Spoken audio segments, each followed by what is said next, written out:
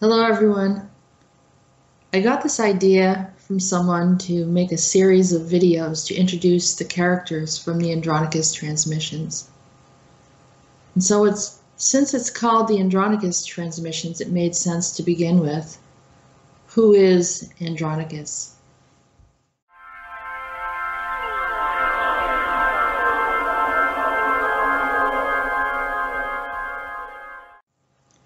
Throughout the time of the Andronicus transmissions, I have been referred to as a storyteller. But in fact, the true storyteller is Andronicus. After all, this is all about his story, not mine. My method of sharing the background story of the past has been something that became quite powerful when I fully opened up psychically. In fact, I never wrote a single book prior to that time, and despite an education, degree in communication, the ability didn't come to me naturally. I am what may be referred to as a channeler. I hear the conversation and write what I hear and see and feel during the interaction with another being between space and time. In this moment, time doesn't matter. It can even be within a non-time space. I began channeling my first book, Macabre, Short Stories and Poems from the Other Side, where I was interacting with Edgar Allan Poe. You can imagine the content was a little on the dark side. This is why I had my first radio show called The Seer in the Dark. My interaction with Edgar Allan Poe was so real that he even showed me a location where I later discovered was a place of his haunting. The Brown University Library, the Athenaeum in Rhode Island. Within the years of 2010 and 2012, I had channeled 5 books: Macabre, Short Stories and Poems from the Other Side, the book The Seer, Violets in the Grass, which is more of an autobiography and has other information, and 3 children's books called Green Stories for Green Children. I also began doing private sessions for people since I could see clearly their past lives as they would reveal in front of me. This is called the Akashic Records. And in my opinion, all people have an ongoing history of their soul that is always in their field. I also worked with past life regressions where I helped others see their own past lives. So your question might be, what does this have to do with Andronicus? Well, during one session, a woman wanted to connect to her guide, and I assisted through subtle hypnosis. Afterwards, someone came through and began to speak with me. This happened in the early summer of 2015. My first interaction with Andronicus was perplexing. I knew he was an involved and highly complex extraterrestrial, but I couldn't figure out why he was contacting me. In fact, he expressed that he needed my help. How could I imagine assisting an advanced being? None of it made any sense, but I continued to communicate with him. At the time, he was in a situation quite similar to our present-day situation here on Earth. There were a lot of problems. Only he was so far back in history that I could not fathom how we were able to communicate in the first place. He showed me that he was on a planet in the Andromedan constellations that had been overrun by a species that he referred to as the Vinkala. We call them reptilians. The imagery, trauma, and dystopian reality was very traumatizing to him. I saw Andronicus seated in a very sparse room. It looked like everything was white, almost like a single cell, no windows, nothing. And there he was, with his legs crossed in the lotus position, with his eyes closed. He was bald-headed. He was just wearing a white outfit, and it looked like he was trapped. The Andromedans are a peace-loving species, an agrarian in nature.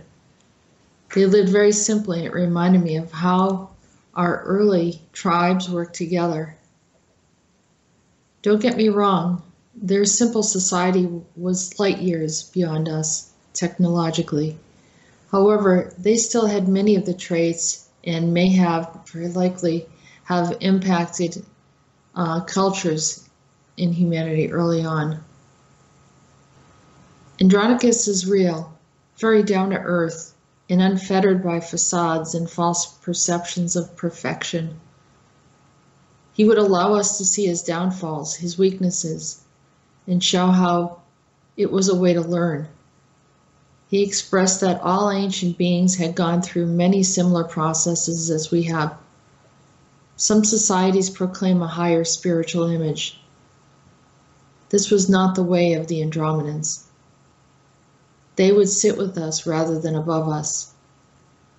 For this reason, I maintain my communication with them. Something that stood out to me and what made me realize how important his message was is when I heard him say, "You, humanity, do not need to experience this dystopian reality. We already went through it. You believe you have to go through it because we projected our pain into time and into the future where some of you could hear us." And then he says, "I will show you that you can experience the highest potential for humanity." Some of you have seen the symbols that he has shared with us, the symbols for the highest potential that many of us are told to embrace. Andronicus refers to himself as a journeyman from the start. He sees the universe as a place to explore, and we follow him from prison to freedom and healing, to exploration, and then to other adventures. He meets many other species on the planet, which is called Zephyron. There we see his interaction with Borkum, Ketriton, who is also known as Poseidon, Ketron, Primus Teos, who is also referred to as Prometheus, Kraton, and others. There are other species there from Mars, gray species, and lizard species, and also Aldebaran shows up at some point. He embarks on missions to local planets, and we often find him gathering plants from one planet and then replanting them on other planets. I guess the Andromedans are the experts of terraforming. I would watch how he was fascinated with new plants and catalog them with new ideas for his next adventure. I have a strong belief that he was the author of the Voynich manuscript, amongst other things. At some point, Andronicus tells us how we met. He said that I was taken by the Vincula through time and space and brought to a planet as a prisoner. This is where I see that we connect, and possibly why he reached out to me in the first place. Andronicus and I met a long time ago. He called me Sumer. I was referred to as Semiramis. The story is told that I was sent back due to a human being introduced into an earlier time before we were supposed to exist. When I returned, I was seen as Ishtar. This all sounds a bit strange, and it sounded strange to me as well. It also explained why humans perceive time travelers and off-world visitors as gods upon re-entry on the planet. The next big step happens when Andronicus violates the spiritual laws when he goes to Neptune. We see Andronicus fulfill his agreements. He is the ultimate do-gooder. But when he gets to Neptune, he is appalled that the plants have heads. They are alive and a bit strange to be eaten. So he refuses to have anything to do with them. The Andromedans only eat plants and would never eat anything with a higher intelligence. But what sets the tone here and causes some problems is he sees the females there, and it is a strange experience when he leaves the planet and violates time-space. and actually does a reset to indulge in the passion of many of the Neptunians' sirens. The time change brings him into the alternate space where he meets Zamfir, Rodan, and Metis, amongst others. This is all very odd, and it twists and turns into many different unexplained events. We watch him go into and live amongst many societies and learn about his exploits, failures, romances, and mistakes. He doesn't hide much from us. We even hear about his incarnations on this planet. I don't know if I want to say much more. The best way to learn about Andronicus is to hear his transmissions and listen to what he has to say about his journey and experiences. You will also learn how he meets the many others who cross paths along the way. What I can say is thank you for listening to my personal experience with Andronicus.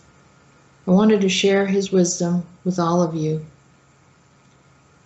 This is a pocket of history in the great scheme of reality in our universe, told from the perspective of a very interesting Andromedan who likes to go by the name Andronicus.